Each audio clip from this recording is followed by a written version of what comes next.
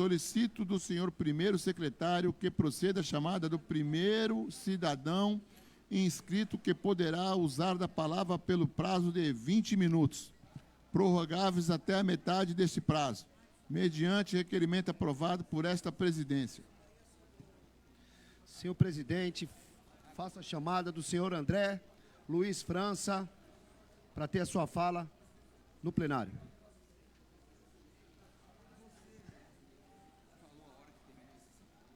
Não terminou? Tá aí. Ele falou para mim não falar.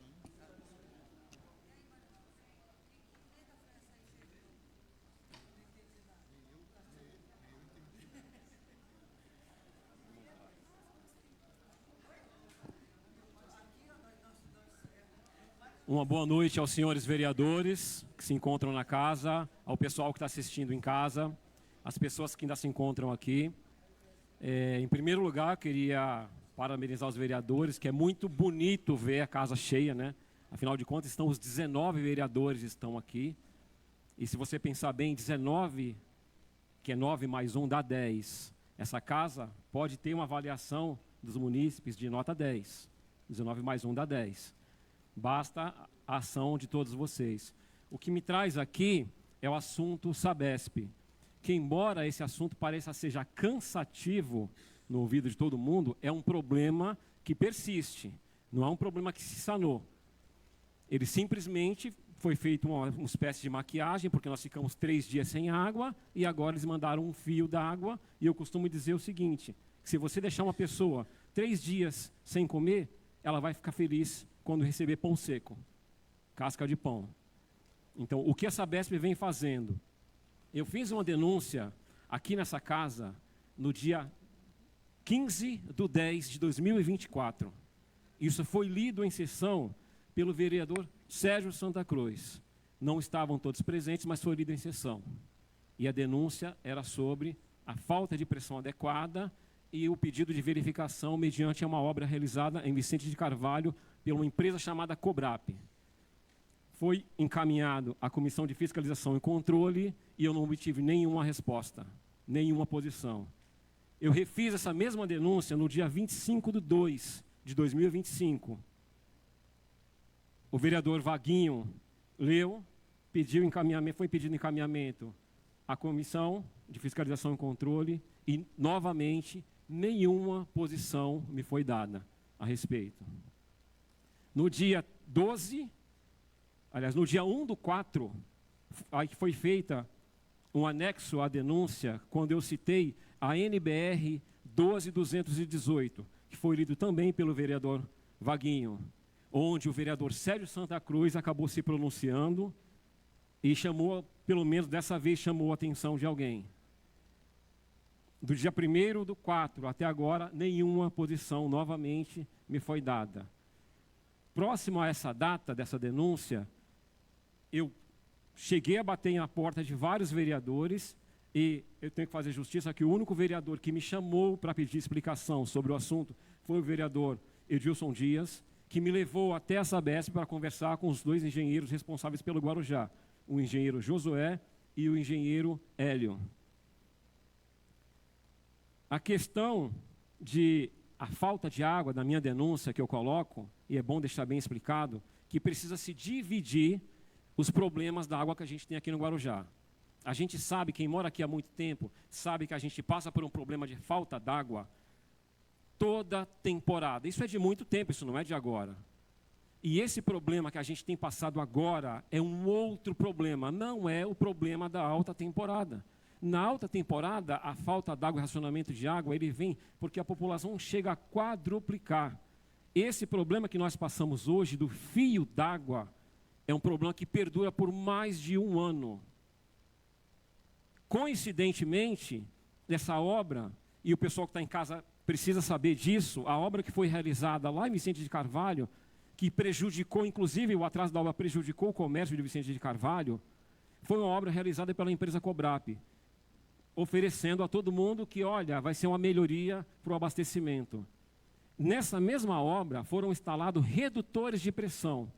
A obra foi entregue no final de 2023 e de lá para cá, por coincidência, a gente não teve mais pressão adequada. a pressão fica um fio d'água, obrigando a maioria dos munícipes a colocar bomba d'água nas suas casas, bomba d'água nos cavaletes, caixas d'água extra, porque a pressão, a água não chega, não sobe na caixa d'água, não sobe no chuveiro. A questão de colocar as bombas não é uma responsabilidade do munícipe. Isso está muito errado. E a Sabesp precisa ser cobrada quanto a isso. Porque a norma, a NBR 12218, ela determina a pressão mínima de 10 MCA. É entre 10 e 50. Acima de 50, ela pode danificar a tubulação. Aqui eu tenho um estudo feito pelos engenheiros da Associação da Sabesp. Aqui eles estão dizendo que Vicente de Carvalho, o reservatório de Vicente de Carvalho, que abastece a gente, ele abastece a gente por gravidade. Nesse relatório está dizendo que a pressão que sai do reservatório é de 25 MCA. E dentro da rede tem 15 MCA. A norma NBR 12218 coloca como pressão excessiva 50 MCA. Se nós temos de saída 25 MCA, por que precisamos de redutores de pressão na nossa rede? A Sabesp não explica isso. Os engenheiros da Sabesp, o engenheiro Hélio e o engenheiro Josué, simplesmente me falaram, olha, eu te garanto que isso não é o problema. Mas eles não explicaram o porquê que precisou se colocar redutores de pressão em uma rede onde a pressão máxima era de 25 MCA, que é a metade do máximo que a NBR 12218 determina.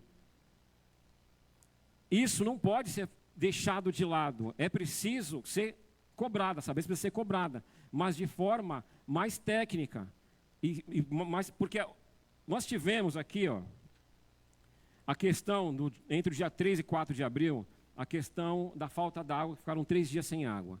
A Sabesp me disponibilizou caminhões-pipa, eu achei legal, achei louvável, porém, o que me surpreendeu foi saber que esses caminhões-pipas, que muita gente achou que a água estava vindo de fora, eles estavam sendo abastecidos no reservatório da Ademar de Barros. Aí fica a questão, se a água estava no reservatório, por que ela não estava vindo pela tubulação? Por que precisou de 30 caminhões-pipa para transportar água, sendo que a água estava no reservatório?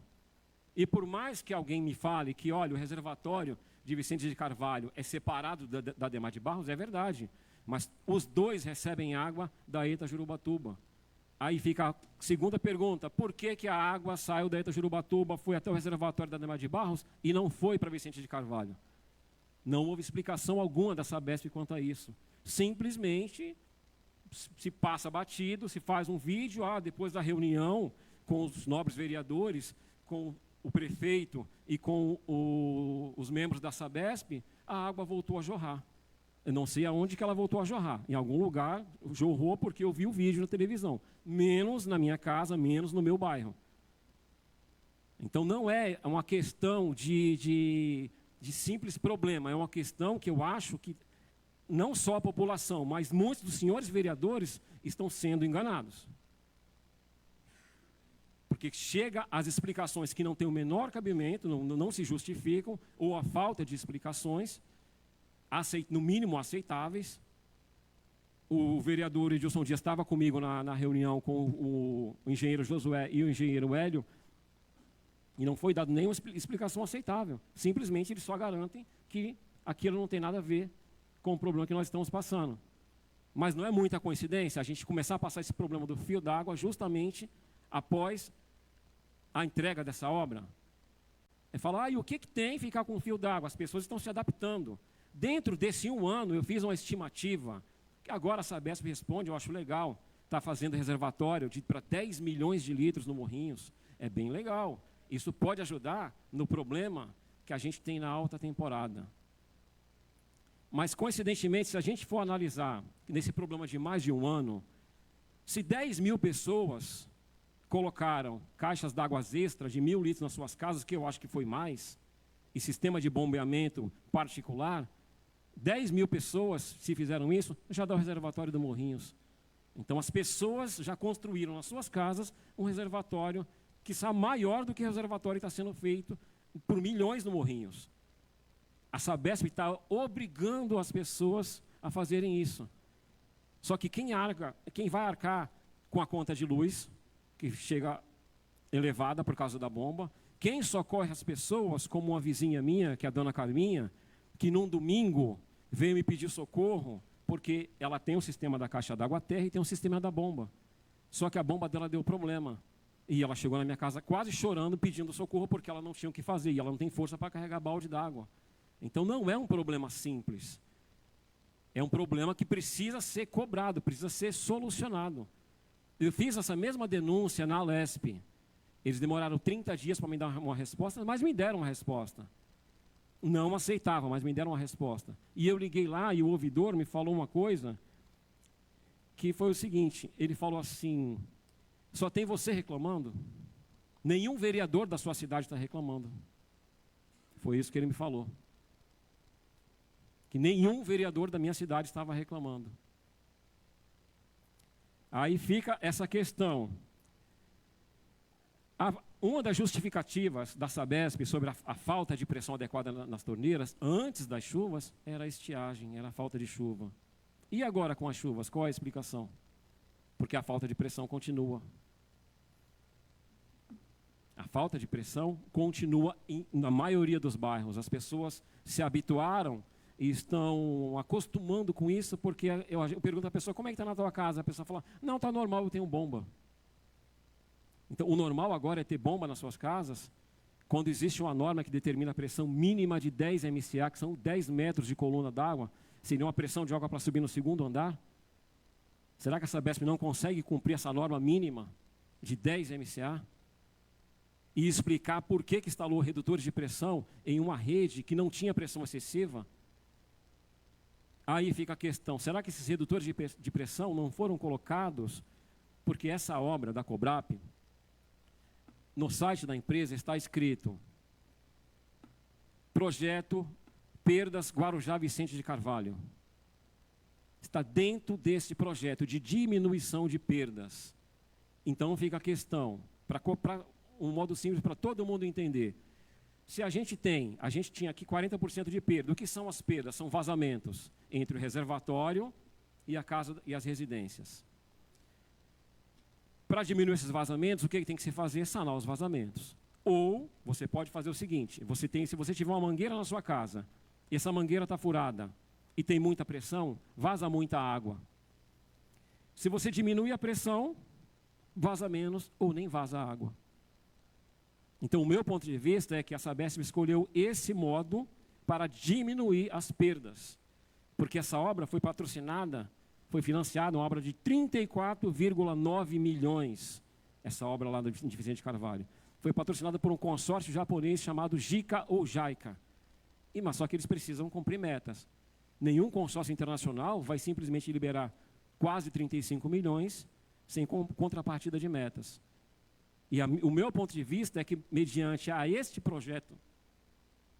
projeto errôneo, e que está acontecendo isso. Eu sou a favor da redução de perdas, mas não é aceitável sacrificar a população com isso. É inadmissível isso. E eu gostaria de pedir aqui o apoio não só dos vereadores da comissão, mas uma atenção de todos os vereadores. E